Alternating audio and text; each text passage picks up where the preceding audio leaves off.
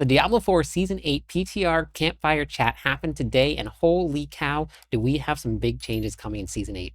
Sweeping changes to the boss ladder and the mechanics and how that works. A new what people call Pinnacle boss, and we'll get to that too. That's our old friend coming back from Diablo 3, as well as big class balance updates and some quality of life changes to the game. But before we hop into that, one quick word from our sponsor. Rogue Energy is hands down the best option for you if you're about to sit down to a long gaming session. Not only is it a big boost of intense energy, it also gives you extreme focus. The best part about it is that it's a fraction of the cost of your traditional energy drinks. Browse their easy-to-use website and check out their top picks. I love their tubs. Delicious, smooth. My top picks have been the blood orange and the pink lemonade. But with a wide variety of flavors, there is something for you. Don't forget to use the link in the description of this video and my code at checkout to save yourself 10% on your orders. Enjoy the extreme energy, and thank you from all of us at the Cliptonian Legion. All right, let's hop into this, starting with the mid-season updates. Now, this has been a hot topic that everybody has waiting to find out if we are going to have one.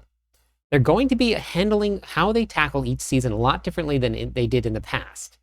A couple things that they noted is that it feels bad when they nerf something mid-season, so they don't want to do that. They also don't want to constantly just bring another class up to where all of the other classes are and create basically like an arms race. It's going to make it so that all of the classes are incredibly just overpowered, and you're just trying to add more and more and more numbers onto that. So they're going to make sure that in the very first 2 weeks, they're going to be adjusting the powers then.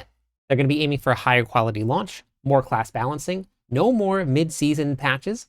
They're going to act on all of the bugs early on before we get going. Before anybody has invested a bunch of time into their builds, they want to tackle the bugs right then. So when you're playing at the very beginning of the season, if you find something that's broken, don't latch onto that because they're going to try and fix it very quickly.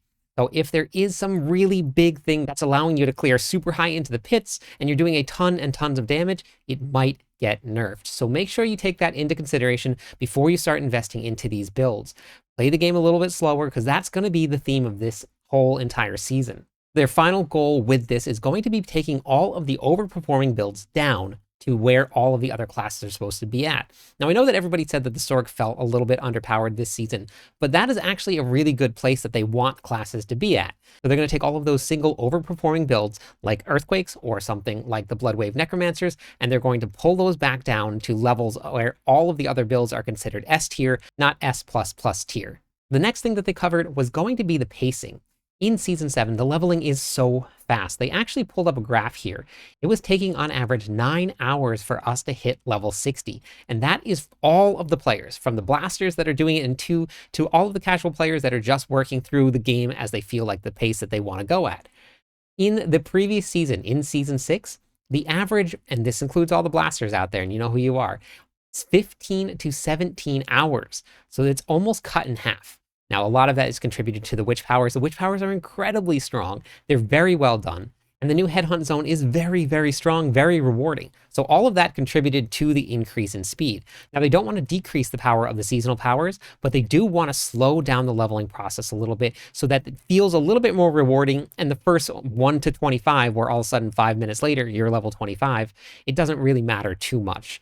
So they're going to do this, and I think this is a really good change. I did like the longer leveling processes because it helped you learn the class, learn how to build characters as you went through the game. So how they're going to do this, they're going to tackle the 1 through 25. We're going to see this a lot in the PTR so we can test it out. The itemization of blues and rares are going to be changing. So the blue gears can now have 2 affixes, and then the yellow gear can have up to 3. It's not guaranteed to have 3, but you do want to look through them to make sure that it's not going to be an upgrade for you instead of just throwing everything away and just waiting for your legendary gear to come. It was happening way too often. Players were seeing legendary gear at least every 3 to 4 minutes while they were leveling. That's much different than the way that it used to be for the leveling process, so they're going to be changing that a little bit. Torment tiers are also going to be changing. They want Torment 4 to be a challenge.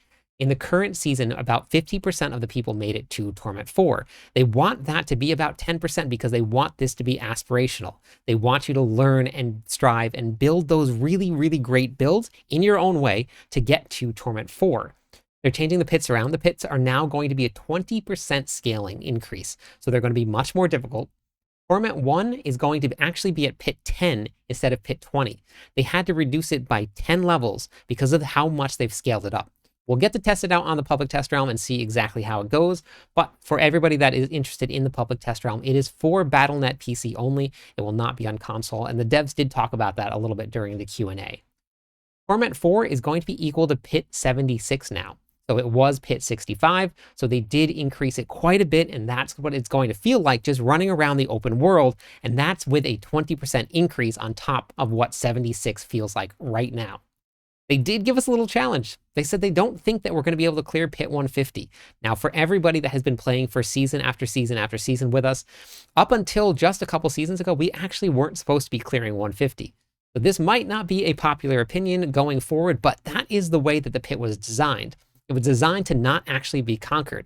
So we'll see exactly how strong it is and how hard it is to get through, but I'm pretty excited to see where all of the community takes this. There's some blasters out there, so we'll see what happens.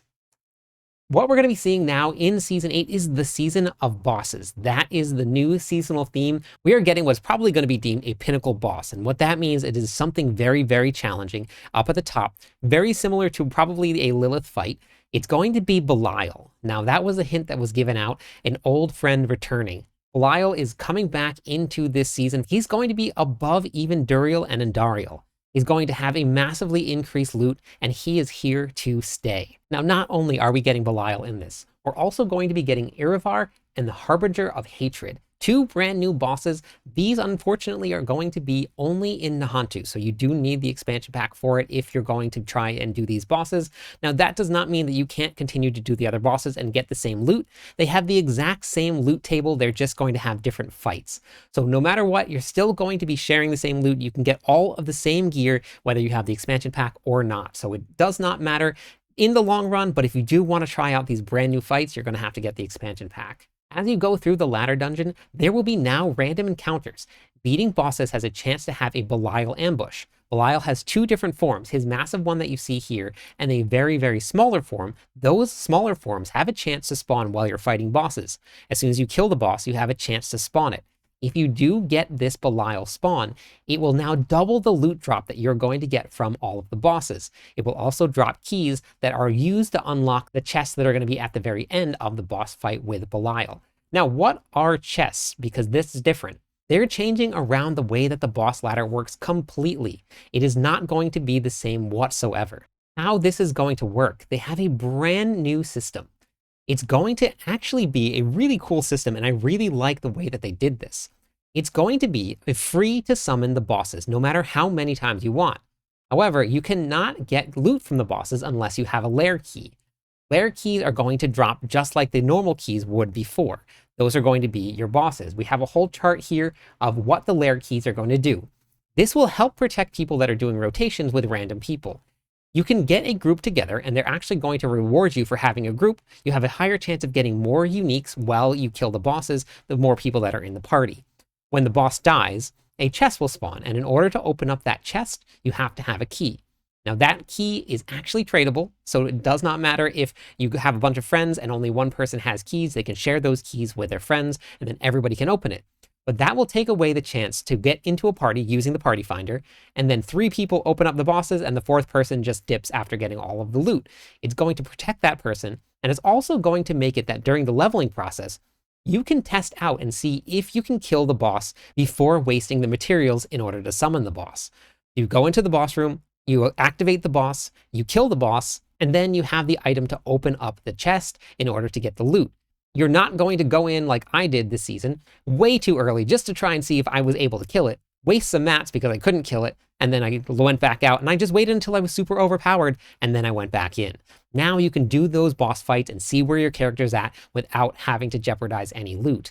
You're also going to be able to stack these lair keys up to 99. That's way better than having stacks of 50. Not only that, but they're going to normalize the amount of keys that you need in order to open the bosses. It's not like you're going to need 12 to open up Gregoire, or 4 to open up Varshan, or 2 and 2 for Duriel. You only are going to need one specific amount of keys, and that's how it's going to work. It's going to make it a lot easier for you to get there. For new players that have been looking for boss dungeons, sometimes it's a little hard to find them on the map.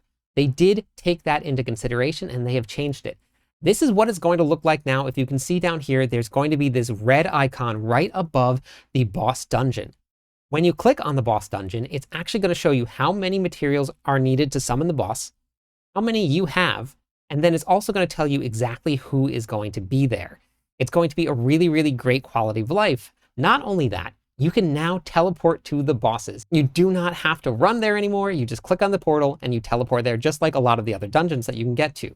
You can also search for a party finder right from the dungeon itself, and you can list a party to get into the dungeon so that you can encourage some more group play. Now, if you're looking for a great way to find a party, you can click the icon that's in the top of the description of this video that looks like the Discord icon. You can join the Discord with us. There are people in our Discord that are in voice chat every day. They're running things together. It is a really, really great community, and I would love to have you there. On top of all of this, the boss drops from Belial, you're going to have a great chance for Infernal Horde compasses. And when you open up Belial's chest, Belial doesn't have his own loot table. It's really unique, actually. You can unlock a reward from every single boss that's in the game. You just pick from the boss that you want. So let's say that you needed to farm Lord Zir, but you wanted to get a better chance at your items. Belial has an enhanced drop rate, so you can select Zir, and then when you open up the chest, it gives you all of the loot that would have dropped from Zir at an enhanced rate.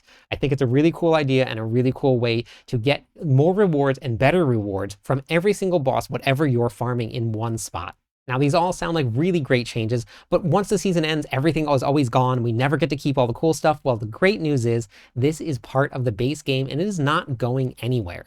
Then we got to hop into some of the seasonal mechanics and how those are going to work. This is going to be apparition incursions. That's going to be the seasonal mechanic. They're going to be up all over the place 24/7. It's these little tiny mini boss fights that are going to be happening all around the world. Each one of these incursions is going to be a mini boss fight. You're going to fight 2 different bosses, and then you're going to fight mini Belial. Now, it's going to have a pool of 10 bosses to choose from. You want to do these because as you kill them, it's going to unlock the new seasonal power, which we're going to get to in just a second. You're also going to be able to get some of the mats you need to unlock Belial's chest when you finally get strong enough to kill him.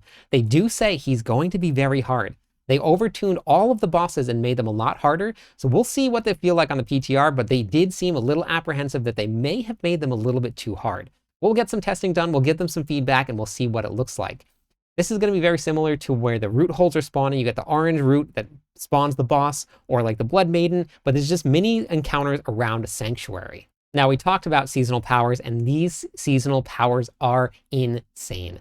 I am very excited to see what they feel like, but you get to take every power from a boss and you can use it. You basically become a boss. All of the ones that we have known since the beginning of the game. We can take world boss powers, you can take mini boss powers, you can take the lair boss powers, you can take all of them. Even Belial's power you can have. And how do you get them? You go and you kill all of the bosses throughout the world.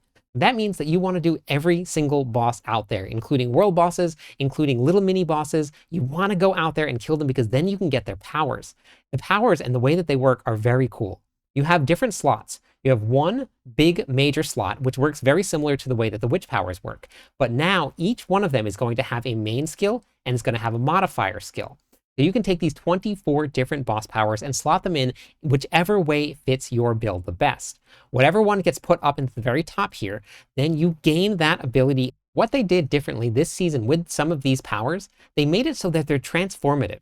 It takes a lot of your abilities, so let's say an evade, and it now puts you underground and it travels around wherever you want to go, and then you pop back up and you do damage as you go. It's not just like your evade causes an attack. It actually transforms the abilities into something new. And you have these big visual flashy things on the screen. It is really, really awesome to see, and I'm very excited to get my hands on them. Now, as you know, in this season, the witch powers are incredibly strong early on, but then they do tend to fall off just a little bit towards the end in terms of damage-wise. They want to fix that. They want to make sure that these feel viable from level 1 all the way to level 60 and beyond. They're going to scale with your Paragon level, which is a really awesome way to handle it. The more Paragon levels you get, the stronger your witch powers get. They may feel a little bit weaker as you start to level with them, but then as you start to add your Paragon points into them, they're going to be incredibly strong. This is going to be a fun way to make new builds and make those builds feel really awesome. Then we broke into some of the class changes. We have a whole bunch of stuff coming up, and as you know, this season, a lot of the ultimate abilities are very strong. Look at the Cataclysm Druids, look at the Necromancers. All of those, they are going to be scaling back a little bit to make some of the other builds a little bit more viable. They're trying to balance things out a little bit more. They're putting a cap on the ultimate damage scaling at 200%. It's still 3 times what the normal amount of damage would be, but they're going to cap the amount of damage that it can do. They're going to be tackling some of the snapshotting, so snapshotting won't be an issue. They're going to also be changing a way that incidental crowd control is happening. They're trying to pull away from a lot of that incidental crowd control, which means that as you're running around, so for example, with Fists of Fate, you have no control over when the ability goes off. You can have a random crowd control, but you have no control over it. So they want to make it so that we control when the crowd control happens. So that's what they're going to be changing in this season a lot more. Damage over time names are going to be added into the game. This is just a name change. Right now, if you have physical damage over time, it's called bleed. So they're going to be changing the way that shadow damage is now added in. It's going to be called corrupting. Lightning is going to be called shocking, and then frozen will be called frostbite. So they're just adding in some of those damage over time names. That's it. No actual changes to the class or the skill itself. Then we started hopping into each of the classes. They all got a unique that's new, and they all got an aspect that's new. There's going to be a lot more that we're going to break down when we get into the patch notes, but that'll be a completely separate video. For the Barbarians, we're going to be focusing on Mighty Throw for the new unique that's coming in and the new aspect. They're also going to be looking at Dual Wield and Whirlwind so that we can get towards those Barb Big Bonks. That was what I wrote down when I was taking my notes. That's what they want the class to feel like. They feel like they kind of got away from that big bonk style of playing and went towards you cast a skill and then it spawns something else and that something else does the damage. They want to bring that Barbarian Big Bonk back, which I'm pretty excited about. Then we went into the Druid. They're going to be fixing the Cataclysm snapshotting because they don't want it to be happening that way. They want whatever the buffs you have to last through the duration of that Cataclysm, but not anything beyond that. They don't want it to constantly keep on stacking more and more and more, which is what Cataclysm is doing. Stoneburst is going to be getting some buffs, and they have a new unique helm for human builds. So I'm currently running one myself on this season, so this will be a nice little change for me. Then they're going to be adding some stuff into the Necromancer Blood Wave. They do want to change the way that this works a little bit, and not just Blood Wave, but the way that all of the classes are working. They don't want you to put on one piece of gear and immediately go from 0 to hero. They want there to be a journey through the gear. They want you to be able to find different pieces that you can put together to create a build, and not just that single piece and you immediately start smashing things. I think there's a very healthy way to approach the game, and I think this is a very, very great way that they're going to be tackling it. They're also going to be kind of normalizing the way that people do damage in this game. There were a lot of builds out there where they could either do really great single target damage, or they could do really great AoE damage, but not both. They're going to be trying to tackle that. One of the examples is Bloodlance. They're going to try and change around the way that the single target works to make it a more viable build. Minions are now getting a brand new unique. It's going to target Army of the Dead. It's going to bring back some of the accursed powers from Season 2. Whenever you use it, it's going to send a whole bunch of souls out and does a bunch of damage. It's a pretty cool animation to see. That was a very fun one back in Season 2. Traps are going to be the theme of the Rogue this season, so for anybody that likes the trap builds, there's going to be some new uniques out that are going to give bonus traps. Poison and Death Trap are also being looked at as well. Some of the animations look very, very cool. The Sorceresses, they're going to be bringing back Ice Shards. Somebody was actually just in the live stream last night saying that they wanted Ice Shards to come back. Well, here it is. They're going to be increasing the damage to things like Crackling Energy and Meteor and Meteorites. They want to make a lot of the other builds viable. They know that the Sorc felt like it was underperforming this season, but they actually felt like it was in a decent spot. All of the other classes had these one outlier builds that were really, really strong. They want to bring those outlier builds back down so that everybody feels like they're on the same playing field. They felt the same way about the Spiritborn. They're adding in a really, really cool build for Rushing Claws. They're bringing in some Storm Feather builds where you're going to just go collect these things, and then you get this really, really cool AoE around you that does some damage to everybody. It's going to be a very fun way to change up your Spiritborn builds for right now, for everybody out there that's playing them. And for anybody out there that is going to be joining me on the PTR, it's going to be happening this Tuesday, 3/11. That's when it's going to go live in the morning, so be there for it. Make sure that as you play this, you give feedbacks to the devs. That's how we go into the new season with a great launch. The more feedback that we can give, the better. Unlike the last PTR, we're actually going to get our boost from Rack 2 days after the launch. They want us to be able to test the leveling. So we'll see how that plays out a little bit. It's going to cut down on some of the time that we can test some of the end game builds, but it'll give us a lot more time to test the early stages and see what that feels like. There's going to be a roadmap coming out soon. It's going to be launched before Season 8. Season 8 is starting on April 29th, so we'll get to see what that roadmap brings. They did go through some of the Q&A from the community today. It was just a couple things that stood out. Strongholds and waypoints, you may actually not have to go find them all every season. They're looking into it, but nothing was guaranteed. The witch powers are not here to stay. They will not be adding them in next season. They may look at bringing some in later on into the game, but right now there's no plans on bringing back any of the witch powers. That, again, is subject to change because they do know how much people love them. They did address why they only do the PTR on Battle.net because it's a lot easier for them to get content out very quickly and make updates. Getting things through the consoles takes a lot longer. So with a very short window like that, they would actually have a lot more difficulty getting content out and then having the testing done. So for the foreseeable future, it's only going to be on PC Battle.net. Someone else asked about the boss killing and if they're going to still be able to one-shot. That's going to be found out when we hit the PTR. We'll find out exactly how hard they are. They did make it a lot harder. They did not add resilience, and they don't want to add resilience to any of the bosses. Lilith is getting some buffs. I'm very excited about that. I know a lot of people out there don't like that fight, but I absolutely love that fight. Someone asked if Lilith may hit the boss ladder, and they didn't say no. I was talking about this probably about a week ago, that it would be really cool if Lilith just had a loot table. That every time you killed her, she may not be the most farm boss because it is a very long fight. But it would be fun if there was a loot table that if you did have to go do a carry or help someone with it or just teach someone a fight, that you could get some loot out of those kills. So it would be really, really cool to see it coming. One of the questions was if we're going to be able to get a vendor in some of the boss rooms. They did say it was a very interesting idea that they'll look into it, but they didn't say yes or no. And what they're going to be doing is that they're just going to be looking to add aspirational content into this season, which means that they want things for people to try and work towards. They're going to make it a little bit harder. I'm hoping to see that this is going to actually make it a little bit longer of a playtime. I'm interested to see how these changes are going to affect us. That's all I got. I'm very excited to see what Season 8 brings. It looks like it's going to be a great season. I'm going to have more content coming out about the patch notes. We'll do a little bit more of an in-depth breakdown. Let me know what you think of the season and the theme in the comments of this video. I'm very excited to hear from everybody. I'm live every night. I would love it if you stopped by, said hi, theory crafted with me. Catch you on the flip side.